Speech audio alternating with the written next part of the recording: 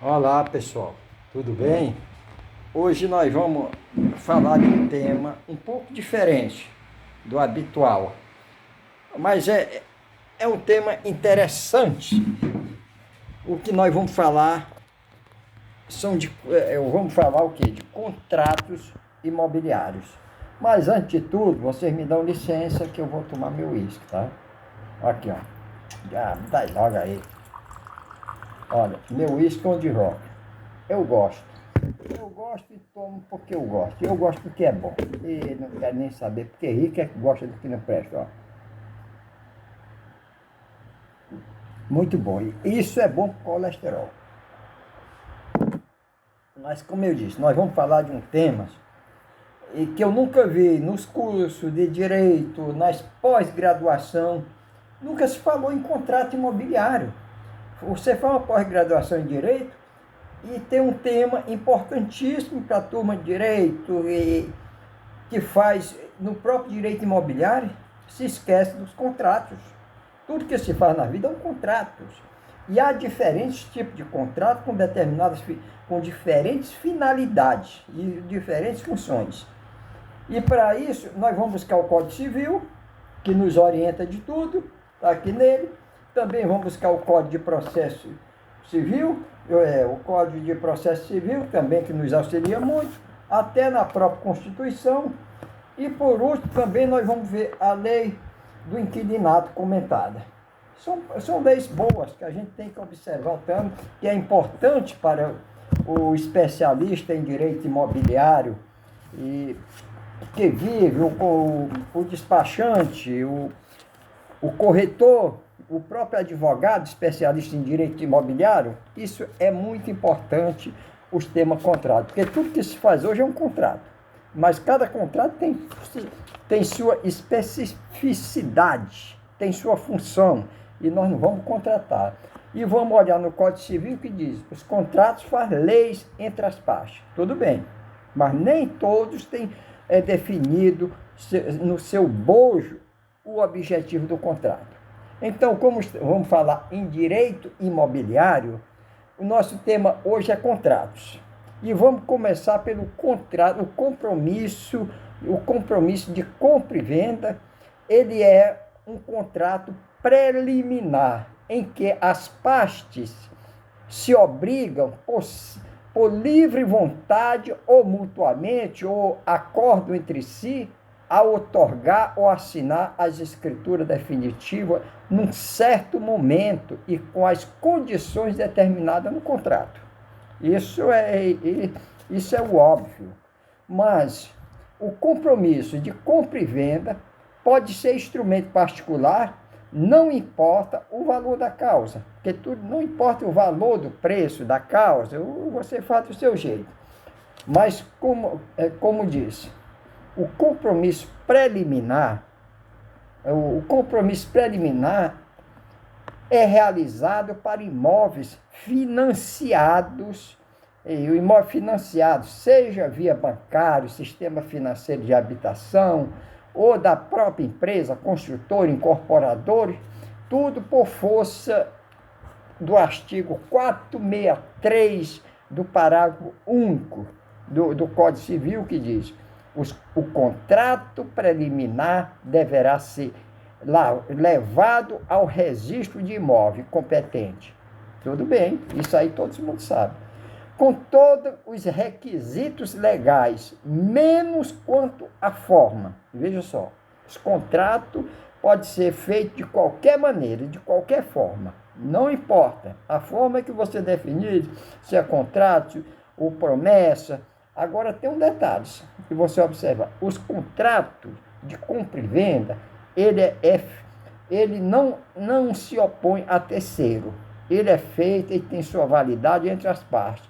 Já o compromisso ou promessa de compra e venda é para os imóveis financiados. Esses contratos são levados ao cartório de registro de imóvel para ser averbado na matrícula, e muitas vezes ele fica penhorado. É para uma garantia do vendedor, da construtora ou do financiador, no caso, o banco. O banco é o seu financiador. Pois com isso, o legislador garantiu a validade contra terceiros. Se ele for levado ao cartório, averbado lá, ele tem uma validade contra terceiros. Sem isso, a validade do contrato seria apenas entre as partes. É um contrato de compra e venda, comprou, pagou, a validade entre as partes. Não, ele não é oponível a terceiro. Já a promessa de compra e venda, ou compromisso de compra e venda do imóvel averbado no cartório, ele é oponível a terceiro. Isso fica bem claro. Agora, quando se refere aos imóveis rurais, o instrumento preliminar tem seu amparo legal no Decreto-Lei 58 de 1937, com seu regulamento no Decreto 3079 de 1938. Acho que é isso mesmo, é de 1938. É bem velho esse ano. Com as alterações da Lei 496 de 1949 e a Lei 6.015. A Lei 6.015 de 1973 chama-se Lei dos Registros Públicos. Agora, no que se refere aos imóveis urbanos, a Lei 6.766 de 79, a chamada a Lei dos Cartórios, alterou parte do Decreto 58 de 37, no que se refere aos imóveis, urbanos loteados. Mas se voltamos à Lei 649 de 49, entendeu ou estendeu que os imóveis não loteados, veja só, os imóveis não loteados, desde que obedecido às condições do não arrependimento. Veja só, desde que obedecido às condições do não arrependimento no contrato ou compromisso de compra e venda, pode ser registrado no cartório de registro de imóvel, no RGI competente. Mas, tudo bem, isso é o óbvio que nós temos. Agora, o compromisso, veja só, o compromisso de compra e venda com a cláusula da irretratabilidade pode ser adiado a transferência do imóvel até o pagamento total do preço. Terminou de pagar, antes do prazo, você vai no vendedor e exige dele a escritura, a assinatura da escritura definitiva de compra e venda. Isso também está na própria lei, que o legislador não deixou isso por menos.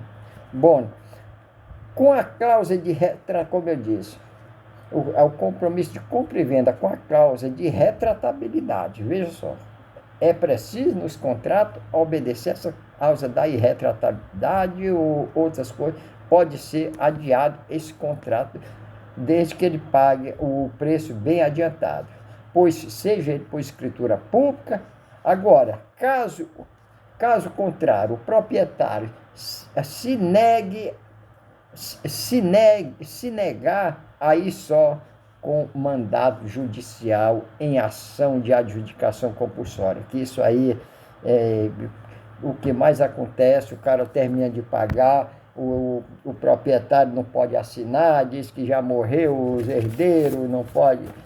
É uma série de problemas que você leva para casa se não tiver muito cuidado na hora de comprar um imóvel, porque o imóvel é um bem para a vida. Vocês têm que ter muito contrato ao fazer o contrato. Mas agora, vamos voltar. Se voltemos ao decreto, acho que é ao decreto 58 de 37, no artigo, se eu não me falo, é o artigo 5, diz que o compromissário tem direito a exigir a outorga da escritura antecipada no último pagamento do preço. Tudo isso é coisa que a legislação bota apenas para encher saco. Mas também, se nós vamos ver a súmula, veja só, a súmula 239, acho que a súmula, já é a súmula 239 do Superior Tribunal de Justiça diz que o direito à adjudicação compulsória não se condiciona ao registro do compromisso de compra e venda no cartório de registro imóvel, no RGI. É o que diz a súmula 239 do STJ. Porque em contraposicionamento, nós vamos ver o Código Civil Brasileiro de 2002. Se eu não engano, tá aqui, é nessa porcaria aqui, ó. Se eu não engano, é no artigo 1417. E diz, mediante promessa de compra e venda, em que não se pactuou arrependimento, celebrado por instrumento público ou particular e registrado no RGI, adquire o promitente comprador direito real à aquisição do imóvel. Isso aí é uma coisa que todo mundo sabe, mas é bom ficar bem expresso na lei. Em caso de recusa do vendedor, o comprador pode requerer ao juiz a adjudicação do imóvel. Agora, mesmo com a determinação da súmula 239 do Superior Tribunal de Justiça, em oposição às mudanças do Código Civil de 2002, não se permite adjudicação compulsória nos compromissos de compra e venda não registrados. Veja só, não registrados.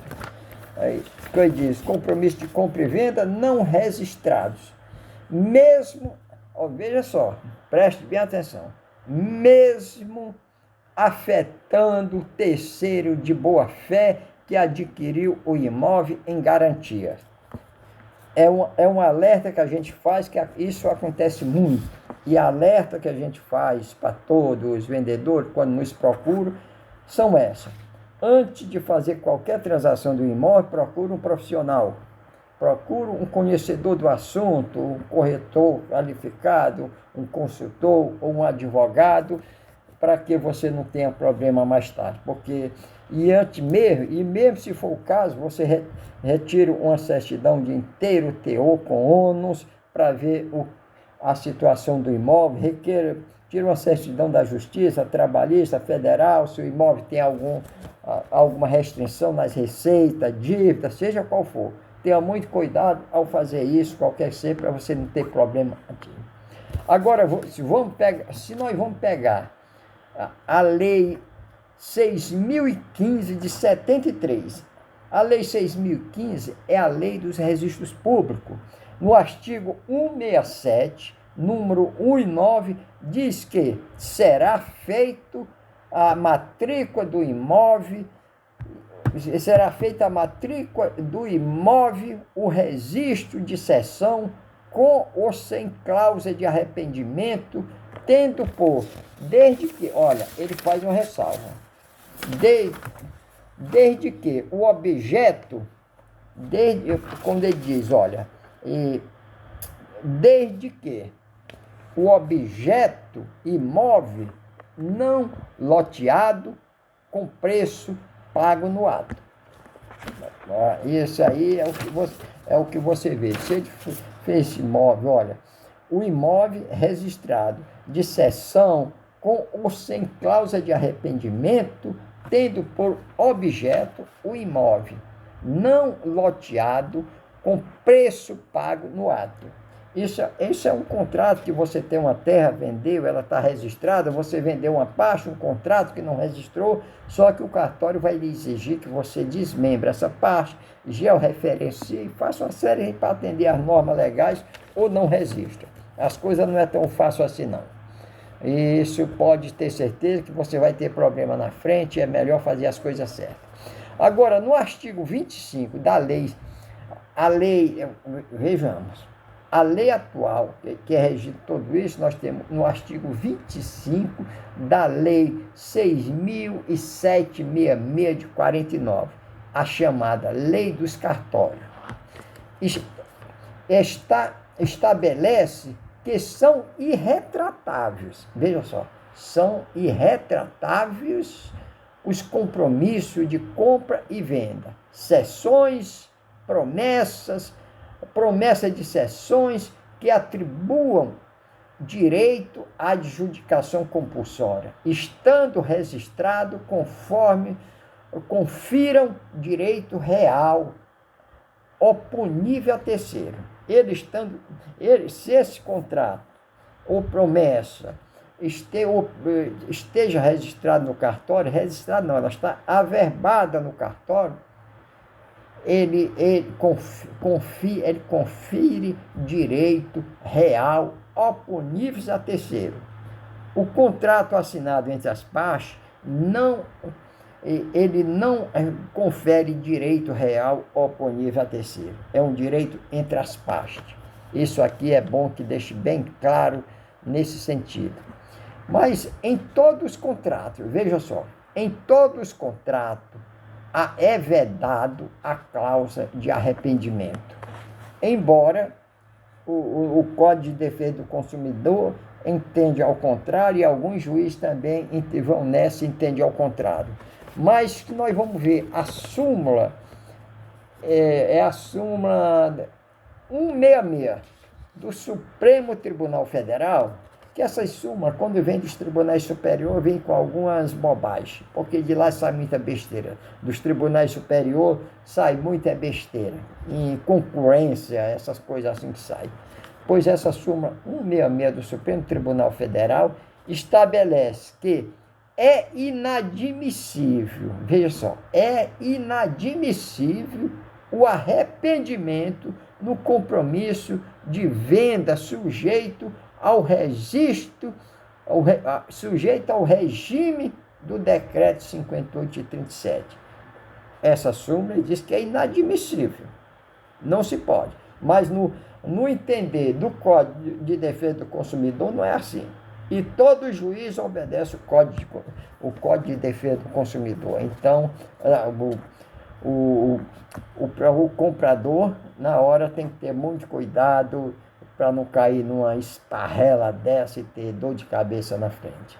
Mas, como disse, no Código Civil Brasileiro, o de 2002, no artigo, é o mesmo artigo que eu vi, esse mesmo artigo, ó, no Código Civil, no artigo 1417, ele diz com toda clareza que surgirá o direito real à aquisição advinda do compromisso de compra e venda quando for irretratável. O contrato tem por formação, por força, o diploma civil, a cláusula da irretratabilidade nos contratos ou compromisso de compra e venda de imóvel. Isso aí vocês têm que ter esse cuidado também. Mas é isso aí, pessoal. Quando se fala esses temas, é por demais discutido.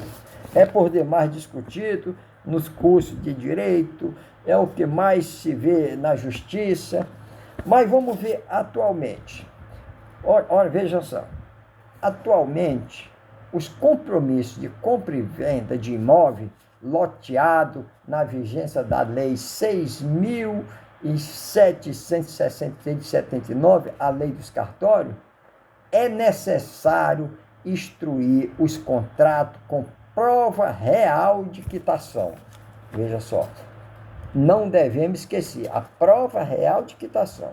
Você comprou imóvel financiado e terminou de pagar, você tem que exigir da financeira, do banco ou da empresa a documentação que quitou o contrato e uma certidão de quitação do imóvel para ele levar na instituição financeira, dar baixa na hipoteca e levar no cartório esse documento. Isso não tem como você fugir. Pois é necessário, quando diz, é necessário instruir os contratos com prova real de quitação, conforme o artigo 26, inciso 6, que estabelece. ele estabelece o seguinte, olha, o que que diz o artigo 26, inciso 6, que estabelece o seguinte: os compromissos de compra e venda, e veja bem, os compromissos de compra e venda, as cessões e as promessas e cessões valerão como título para o registro, para o registro da propriedade do lote adquirido, casa, terreno, apartamento, seja o que for, quando acompanhado da prova da quitação. Vocês estão entendendo isso aqui? Mas tudo bem, tudo isso é apenas o que diz a legislação. Agora, se você pega um contrato de compra e venda, comprou imóvel, pagou aqui, só quer um contrato, porque os cartórios para registrar vão exigir esse contrato, esse contrato de compra e venda, ou um recibo de compra e venda com quitação e toda a documentação necessária exigida. Aí é um Deus me acuda, porque é muita coisa. Agora, nos compromissos de compra e venda do sistema financeiro de habitação, os imóveis financiados, é uma promessa, um compromisso de compra e venda. Esse contrato dos financiamentos substitui as escrituras. Você chega no cartório, você vai registrar, vai fazer não a escritura, você vai registrar o contrato. E nesse contrato já vem todos os dados necessários. O único detalhe que dificilmente um contrato vindo de uma instituição bancária, ela não volte mais de uma vez para corrigir os erros, detalhe, endereço, nome, e certidões. Tudo isso você tem que acompanhar e levar no cartório, que eles vão exigir todos os dados necessários. Caso contrário, você não faz. É um martírio você registrar um contrato. Então, tenham muito cuidado no que se refere ao contrato, tenham muito cuidado ao comprar um bem, para que você não caia em vacilo, não vacile na hora de comprar um imóvel, comprar um bem. Procure um profissional. Eu trabalho com isso há alguns tempos e sei o que é fazer uma transferência de imóveis, sei como funciona os despachantes de imóveis, toda essa ação, e o que mais aconselho, muito cuidado nos contratos, porque o banco não te dá nada, o governo não te dá nada, as instituições financeiras, elas vendem dinheiro, emprestam dinheiro e pagam com juros e querem receber. Você pega um contrato feito para a instituição bancária, ele já está embutido o preço daquele contrato. Onde que eu peguei custou R$4.500. Quem estava comprando financiado nem sabia que já estava embutido. Dentro do financiamento dele tinha mais uma conta embutida naquele, que é o preço do contrato. Então, vejam bem como faz, procure, e eu estou à disposição de qualquer um que queira transferir um imóvel ou regularizar um imóvel. É só me ligar. Meu telefone aqui em Teresina é 86 988 15 5503. Tem também ele é WhatsApp. Repito, 86 988 15 5503.